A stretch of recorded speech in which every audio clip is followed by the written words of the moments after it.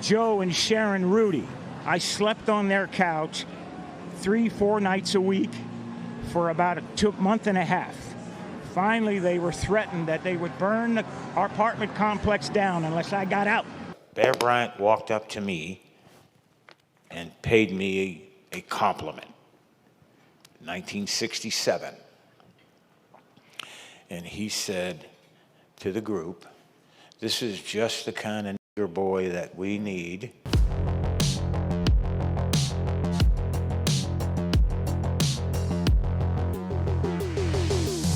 Hi, my name is Reese Waters, and I'm troubled. Don't forget to like the video and subscribe to the page. I want to take a moment out and give a shout out to all of my seasoned viewers out there, all the people who went through things that I talk about in my Races of the Week segment, which I would love for you to check out, back when they were normalized. The stuff that is sensational now, back when it was just a regular day. Because those are the people who the idea of Make America Great Again lands a little bit different. Like, I have an idea in my head of what America used to be like, and thankfully I listen to folks like you guys tell me about what things used to be like. But for you, it's all too visceral. Now enter Reggie Jackson, who shared the pain of his time off the field in Birmingham with Fox Sports analysts recently prior to Major League Baseball's salute to the Negro Leagues game between the St. Louis Cardinals and the San Francisco Giants. Joe and Sharon Rudy. I slept on their couch 3-4 nights a week for about a month and a half. Finally, they were threatened that they would burn our apartment complex down unless I got out. Bull Connor was the sheriff the year before, and they took minor league baseball out of here because in 1963, the Klan murdered 4 black girls, children, in 11, 12, 14 years old at a church here and never got indicted. They were from the Klan. Life magazine did a story on them like they were being honored. By the way, he had to move out of that building and he moved into the Bankhead Hotel downtown, where he says he mostly just remained in his room because, quote, "I was always afraid." I also want to give a shout out to the whole production staff for letting that entire thing breathe. I have no idea how much of that they knew was going to come or how real Reggie Jackson was going to keep it. But shout out to them for letting that moment happen. And yes, that is something that a great many people need to hear about the reality of Make America Great Again. It's not just that you're enabling and encouraging the kind of behavior we used to engage in, but all of a sudden you're taking off the guardrails to where that becomes normalized. That is what America needs to see and hear. Also, I would like to give a shout out to the allies that he mentioned, Joe Rudy, Raleigh Fingers, Dave Duncan, all the people that he gave a shout out to. I actually had an idea of doing a video series on allies, people that haven't gotten the credit for standing up for us, standing up for black rights, standing up for disenfranchised communities, something that I might do, but shout out to them. It also occurred to me too, Reggie Jackson was a guy, I remember being a kid and having a Reggie Jackson candy bar. I remember having a Reggie Jackson candy bar. We used to get them at school. They used to have them at the convenience store. Reggie Jackson was a guy who played when I was alive. And this is what he went through. I walked into restaurants and they would point at me and said, "The can't eat here." I would go to a hotel and they say, "The can't stay here." We went to Charlie Finley's country club for a welcome home dinner and they pointed me out with the N-word. "He can't come in here." If this is what Reggie Jackson went through, a man who played when I was alive, can you imagine what Willie Mays, God rest his soul, went through?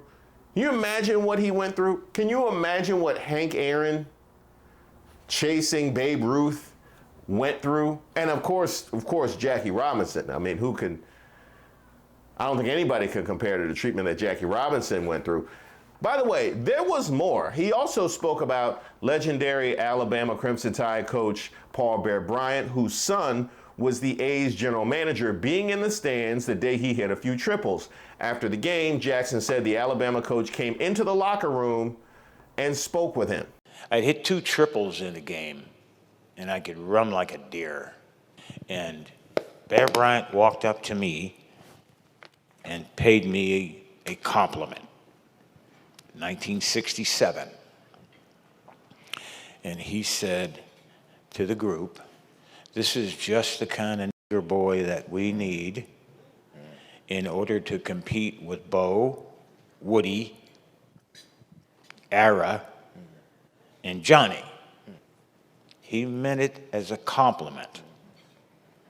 He said, "If we don't get one of these, we're not going to be able to compete with them."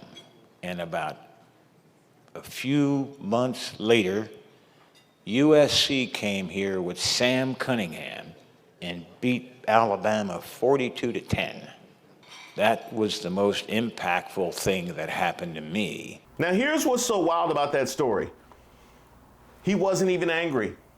He wasn't even angry. He even maintained a relationship with Bryant because that was normalized at the time. He continued saying, "I got called up to the major leagues and Bear Bryant came up to Chicago and watched me play my first game. 21 years later, when I retired, I played my last game in Chicago and Bear Bryant came to see me play my last game." That friendship lasted until he passed, but that was the most impactful thing that happened to me in Rickwood Field. So yes, a day that he remembers fondly was one in which that happened. I can only imagine, and yes, that is the true nature of making America great again, going back to a time where something like that can happen in a day that you remember fondly. Another thing that I found so fascinating is that throughout this process, Reggie Jackson actually expressed a ton of gratitude. He expressed gratitude for his teammates, all the people that supported him. He expressed gratitude for his allies. He expressed gratitude for his family and all the people that helped him persevere in the face of all of this. He actually emerged from this and is actually telling these stories because he thinks they need to be heard, but also to express how far he's come and how far we have come, and saying he doesn't want to go back to a place like that. And I can only imagine, having gone through that, how I might come out on the other end. And it makes me think about all of the athletes, all the people that are in the public eye. They don't have to be athletes, but all the people that are in the public eye who have gone through things like this and are forced to answer for not being so open and jovial and happy. People like Kareem Abdul-Jabbar and Elgin Baylor, thinking about the things that they went through and the things that they experienced, and having to deal with a media tell them, "Why don't you smile more? What's your problem?" Knowing that they're not equipped to actually hear what your problem is. And this is just folks that are in the public eye, in the public space. I opened up talking about viewers who went through things like this and giving you guys a shout out. And I want to do it again because you have to navigate life now on the back end of having experienced all of those things. We talk about the trauma that we go through growing up. I talk about trauma I had to deal with, undoing, being bused to a different part of the county and going to, an all-white class and all that. All the stuff that you guys went through, for you to emerge from that and be functional human beings, for you to emerge from that and have open hearts and be as loving as so many of you guys have been, is amazing. So I want to give a shout out to all of the OGs and all of the aunties and all of the grandmas, all you guys out there.